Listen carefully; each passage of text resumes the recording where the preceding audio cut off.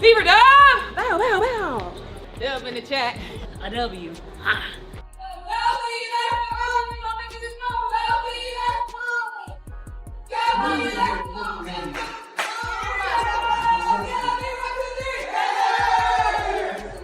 The Indiana Fever just achieved something that seemed impossible 3 months ago. They're now 4 games above 500 for the first time since 2015. And they did it without Caitlin Clark on the floor. But that's not the shocking part. While everyone expected them to struggle without their superstar, they just broke 4 franchise records in a single game against Paige Bueckers and the Dallas Wings. But here's what nobody saw coming. 2 players who weren't even on the roster at the start of the season just became the heroes of this incredible story. So what were those 4 records broken? Here's a hint.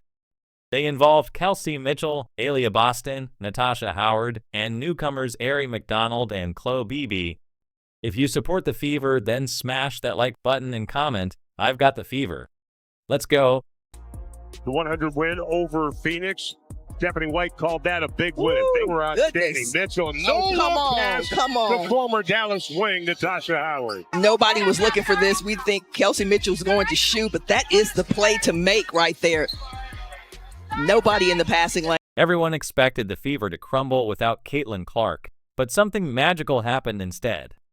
Picture this scene on August 1st. Clark sits on the sideline for her 6th straight game with that groin injury she picked up on July 15th. No timetable for her return. The Dallas Wings book American Airlines Arena, home of the Mavericks, with Paige Bueckers leading the charge, hungry for a win after dropping 8 of their last 10 games. The pressure was real. Could the Fever keep their hot streak alive without their superstar running the show? Wins in a row, a season high. Just how have you been able to find that rhythm over this stretch? I think it's been about, we've had some practices, and I think practicing has definitely tuned us up, fine-tuning as far as the details. We knew before All-Star that, the second half of the season is always about people making adjustments, people finding ways to stop what we have to do. And I think that on us, we try to do a good job of staying locked in at practices and shoot-arounds and all that kind of stuff to be where we need to be. The opening tip revealed everything you needed to know about this Fever team's mindset. They came out swinging like they had something to prove. No hesitation, no waiting around for someone else to take control. This wasn't going to be a survival game. This was going to be a statement. Kelsey Mitchell grabbed the reins immediately. She attacked the rim with purpose, knocked down confident shots, and set the tone that screamed, "We're not backing down." Mitchell finished with 23 points on 9 of 19 shooting, leading the team while carrying the load that Clark usually handles. She led the league in scoring throughout the entire July. 14 20-point games this season in her 8th year. She also has a couple of 30s. And Mitchell trades the 3. Now have a little bit of an advantage in the paint, and they need to keep doing that. That time, Dejanay went for the steal, and Mitchell kept it away from her. Would not have taken that call so gently, shall we say. Kalani Brown was her buffer last year. Is Mitchell all the way to the hole? So you stick together, communicate on defense. This is a high-octane offensive team. Beautiful pass. Mitchell was so sure of that. After she passed it, she started running down the other. But Paige Bueckers wasn't about to roll over. The rookie sensation fired back with 22 points on 7 of 14 shooting, adding 4 rebounds, 4 assists, and 2 steals. She was the only Wings player to reach double digits, showing why she's considered a 3-level scorer in her first WNBA season. This created the back and forth battle that had fans on the edge of their seats. Here's where it gets interesting, though. The free throw numbers told a controversial story. Dallas shot 25 free throws compared to Indiana's 13. That's almost double. Fans immediately jumped on social media questioning the officiating and accusing Bueckers of flopping to draw fouls. Even Wings head coach Chris Clans expressed frustration with the officiating crew after the game. Game clock almost the same. Carrington, the spin move. No foul call. The real disaster came from DJ Jane Carrington. The reigning most improved player had an absolute nightmare performance. Just 4 points with 5 turnovers. In the final minute of the third quarter, she dribbled up court and launched an errant shot that had fans shaking their heads. Her struggles became a major factor in Dallas falling apart. To the basket here, but you got to go up strong right there. Don't shy away from the defense because they will get out in transition. And Kelsey Mitchell doing what she does. Indiana up in Dallas. When the final buzzer sounded, the scoreboard read 88-78 in favor of Indiana. The Fever had just proved their way more than Caitlin Clark, plus 4 players trying to keep up. They showed they could win games they were supposed to win, just like Coach Stephanie White acknowledged after the victory. Finding ways to get wins, and that's going on some scoring bursts. That's being able to rely on multiple players, getting stops when needed, making adjustments and continuing to grow. I mean, this is a group that's been resilient all season long, and I think that we have such quality depth that we can rely on one another, and rely on one another in certain moments. 2 players who weren't even on the roster 3 months ago just became the Fever's secret weapons. Meet Aari McDonald and Chloe Beebe, 2 mid-season pickups that nobody saw coming. These weren't headline signings. They weren't supposed to change everything. They were depth moves, insurance policies for a team trying to stay competitive.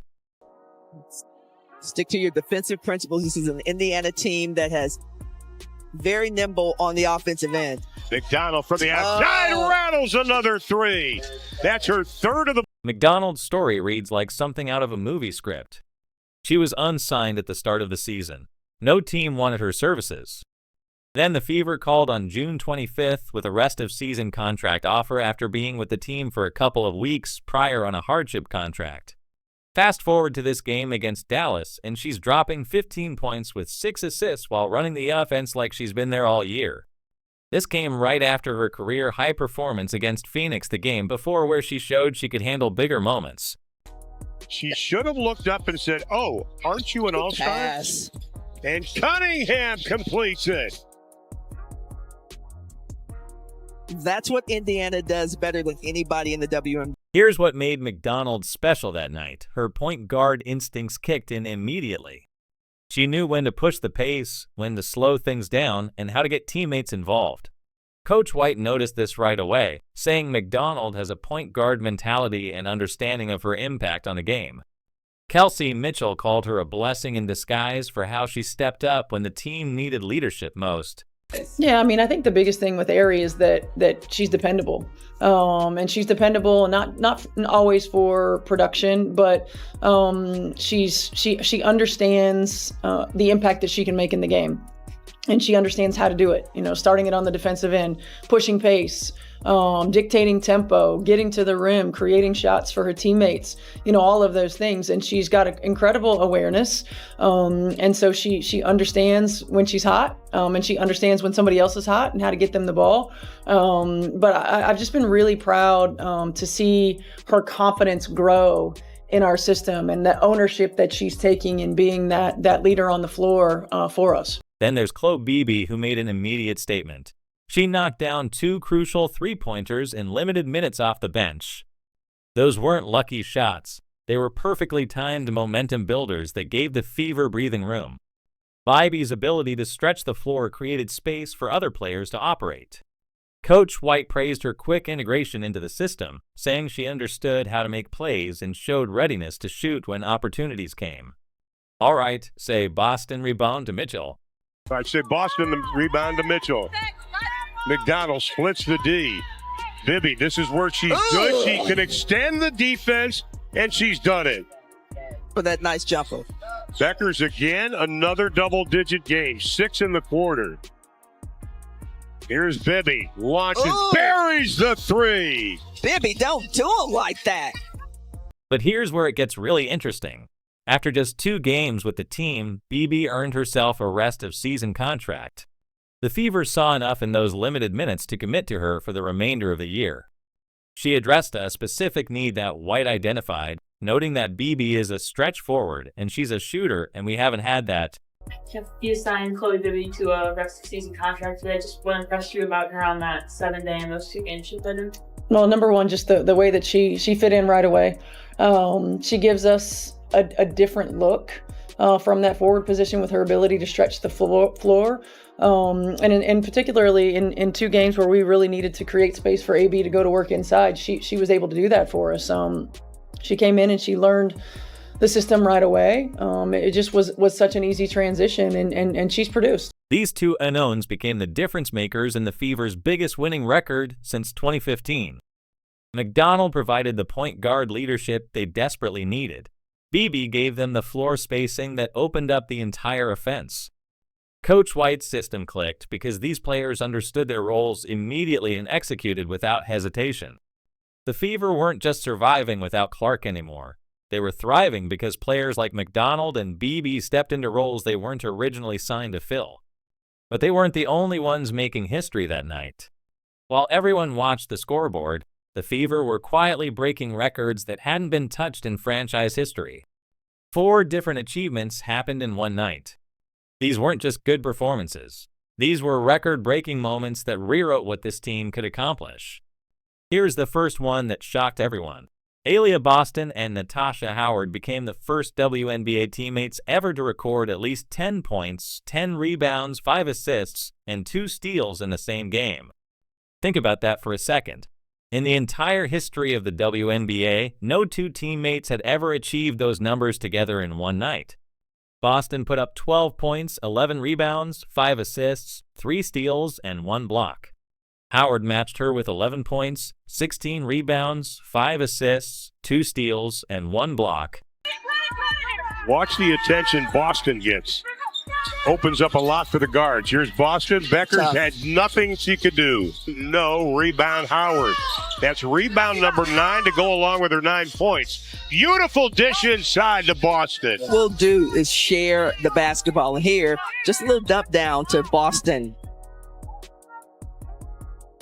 Paige Carrington rolls to the hole. Howard with a rejection. To the basket here, but you got to go up strong right. Let's talk about Howard's 16 rebounds specifically.